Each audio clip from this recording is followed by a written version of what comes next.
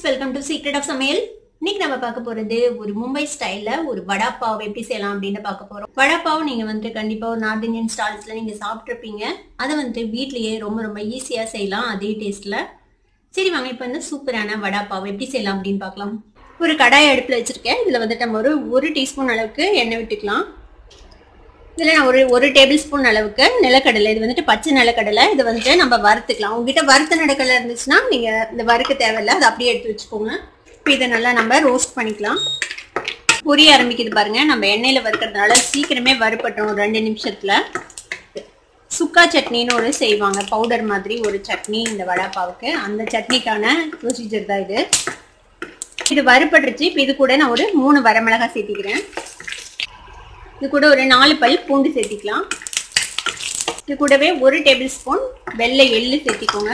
எள்ளும் வந்துட்டு பொரியட்டும். தான் பாருங்க, எள்ளும் வந்துட்டு ரோஸ்ட் ஆயிடுச்சு. ஒரு 1.5 டேபிள் ஸ்பூன் அளவுக்கு டெசிகேட்டட் கோகனட் எடுத்து வச்சிருக்கேன். இதையும் இதோட சேர்த்தி வறுத்துடலாம்.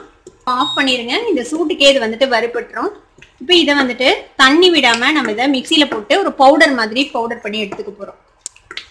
இது கூட நம்ம தேவையான அளவுக்கு உப்பு சேர்த்திக்கலாம். நான் ஒரு 1/4 டீஸ்பூனுக்கு கொஞ்சம் எச்சா சேர்த்துறேன். இது ஆறட்டும். ஆறுனதுக்கு அப்புறம் இதை வந்துட்டு நம்ம பவுடர் பண்ணி எடுத்துக்கலாம். இப்போ நம்ம அந்த சட்னிக்கு வறுத்த அதே கடாயில ஒரு 2 டீஸ்பூன் அளவுக்கு எண்ணெய் விட்டுக்கலாம். இப்போ எண்ணெய் சூடாச்சு. இல்லை கொஞ்சமாக கடுகு சேர்த்திக்கோங்க. ஒரு 1/4 டீஸ்பூன் கடுகு. கூடவே ஒரு பச்சை மிளகாய் இந்த மாதிரி பொடியா நறுக்கி வச்சிருக்கேன், சேர்த்துக்கலாம். இது கூட கொஞ்சமா இஞ்சி பூண்டு பேஸ்ட் சேர்த்துக்கலாம். நான் ஒரு 1/4 டீஸ்பூன் அளவுக்கு சேர்த்துறேன். நான் கொஞ்சமா தான் நீ செய்ய போறேன். ஒரு 4 வடா பாவ் ஆகிற அளவுக்கு தான், அதனால நான் கம்மியா சேர்த்துறேன். நீங்க நிறைய செய்றீங்கன்னா அதுக்கு தகுந்த மாதிரி நீங்க வந்து குவான்டிட்டி அதிகப்படுத்திக்கோங்க. இது கூட ஒரு 2 உருளைக்கிழங்கு, ஒரு மீடியம் சைஸ் உருளைக்கிழங்கு இந்த மாதிரி வேக வச்சு மசிச்சு எடுத்து வச்சிருக்கேன். இப்போ தான் மசிச்ச உருளைக்கிழங்கு இதில் சேர்த்திடலாம். ரொம்ப மேஷ் பண்ணல, ஓரளவுக்கு மேஷ் பண்ணியிருக்கேன். இப்போ இதுலயே எப்படி மிக்ஸ் பண்ணி விட்டுலாம். இதில் ஒரு 1/4 டீஸ்பூன் மஞ்சள் பொடி, இது தேவையான அளவுக்கு உப்பு சேர்த்திக்கோங்க. காரத்துக்கு தேவையான அளவுக்கு மிளகாய் பொடி சேர்த்திக்கலாம். நான் ஒரு 1/4 டீஸ்பூன் சேர்த்தேன். இப்போ இது எல்லாத்தையும் சேர்த்து ஒரு 2 நிமிஷம் எல்லாம் ஒன்றா மிங்கிள் ஆகிற அளவுக்கு இதை வந்துட்டு வதக்கி விட்டுக்கலாம். இந்த பச்சை வாசனை எல்லாம் போகட்டும். இப்படியே கரண்டியில் லைட்டாக அப்படி மேஷ் பண்ணி விட்டுருங்க உருளைக்கிழங்க. இப்போ 2 நிமிஷம் நல்லா வதங்கிச்சு. இப்போ இதுக்கு மேலே நம்ம கொத்தமல்லி தழை போட்டுக்கலாம். கொத்தமல்லி தலையும் இதோட சேர்த்து நல்லா மிக்ஸ் பண்ணி விட்டுருங்க. இப்போ இது ஆறட்டும். ஆறுனதுக்கு அப்புறம் இதை வந்துட்டு நல்லா உருண்டையோ நம்ம உருட்டி வச்சுக்கலாம். இது இருக்கட்டும்.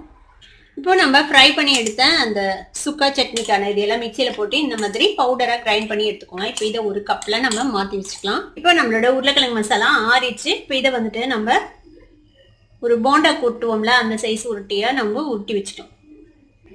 இந்த மாதிரி சைஸ்ல நம்ம உருட்டி வச்சுக்கலாம். நான் கரெக்டா இன்னைக்கு 4 பாவு தான் செய்ய போறேன், அதனால 4 உருண்டைகள் நம்ம உருட்டிக்கலாம். இதுல நம்மளோட உருளைக்கிழங்கு பால்ஸ் ரெடியா இருக்கு. இப்போ இது இருக்கட்டும். இதுக்கான அந்த மிக்ஸ் நம்ம ரெடி பண்ணிக்கலாம், பஜ்ஜி மிக்ஸ். இப்போ இதுக்கு ஒரு 1/4 கப் அளவுக்கு கடலை மாவு சேர்த்திக்கோங்க. கூட ஒரு 1.5 டீஸ்பூன் அளவுக்கு அரிசி மாவு சேர்த்திக்கலாம். தேவையான அளவுக்கு உப்பு சேர்த்திக்கோங்க. ஒரு 1/4 டீஸ்பூன் மிளகாய் பொடி சேர்த்திக்கலாம். இதுக்கு சோடாப்பு சேர்த்தணும்னு அவசியம் இல்லை, நான் ஜஸ்ட் ஒரு பிஞ்ச் அளவுக்கு சேர்த்துறேன். உங்களுக்கு வேணாம்னா நீங்க அவாய்ட் பண்ணிக்கோங்க. இது நல்ல ஒரு ஃப்ளஃபியான டெக்ஸ்சர் கொடுக்கும், அதுக்காக சேர்த்துறேன். ஒரே ஒரு பிஞ்ச். இதுல கொஞ்சமா தண்ணி விட்டு இது ஒரு கெட்டியான பஜ்ஜி பேட்டர் மாதிரி நம்ம மிக்ஸ் பண்ணிக்கலாம். இது ரொம்ப தண்ணியா இருக்கக்கூடாது, கொஞ்சம் கெட்டியா இருக்கணும். அந்த மாதிரி மிக்ஸ் பண்ணிக்கோங்க. நல்லா கட்டி இல்லாம நல்லா ஈவனா இதை வந்து மிக்ஸ் பண்ணிக்கோங்க. இப்போ இது மாதிரி நல்லா திக்கான பேட்டரா இந்த மாதிரி மிக்ஸ் பண்ணி வச்சுக்கோங்க. இப்போ நம்மளோட பேட்டர் ரெடி ஆயிடுச்சு. இப்போ இதை எப்படி நம்ம போட்டு எடுக்கலாம்னு பார்க்கலாம். என்ன வந்துட்டு சுட வச்சிருக்கேன் டீப் ஃப்ரை பண்றதுக்கு. இப்போ நம்ம ஊட்டி வச்சிருக்கிறேன் இந்த உருளைக்கிழங்கு பால்ஸை இந்த மாவுல டிப் பண்ணி நம்ம உருளைக்கிழங்கு போண்டா போடுற மாதிரி இதை போட்டு எடுத்துட வேண்டியதான். நல்லா டிப் பண்ணிட்டு இதுல போட்டுருவோம்.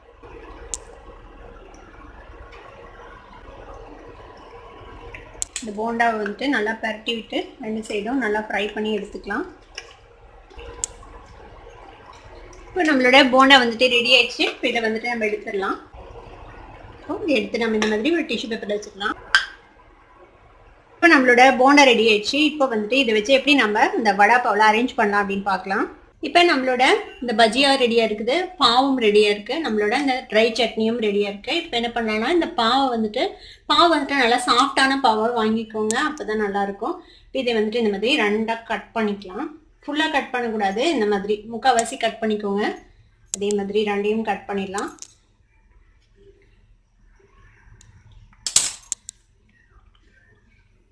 இப்போ இங்கே வந்துட்டு இந்த ட்ரை சட்னி இருக்குல்ல, இது வந்துட்டு உங்களுக்கு எவ்வளோ தேவையோ அந்த அளவுக்கு இதில் வச்சுக்கோங்க. இப்போ இதுக்குள்ள இந்த போண்டாவை வச்சு இதுக்கு மேலேயும் நம்ம லைட்டாக அந்த சட்னி போட்டுக்கலாம்.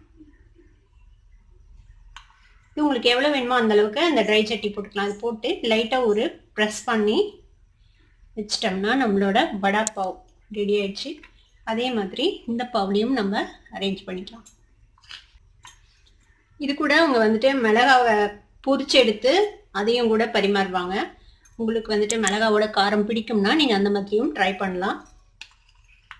இதுக்கு நடுவில் இந்த இதை வச்சுட்டு இதுக்கு மேலேயும் கொஞ்சமாக சட்னியை போட்டுட்டு ட்ரை சட்னி இப்படி க்ளோஸ் பண்ணிடலாம். அவ்வளோதான், நம்மளோட சூப்பரான மும்பை ஸ்டைல் வடா பாவ் இப்போ ரெடி ஆயிடுச்சு.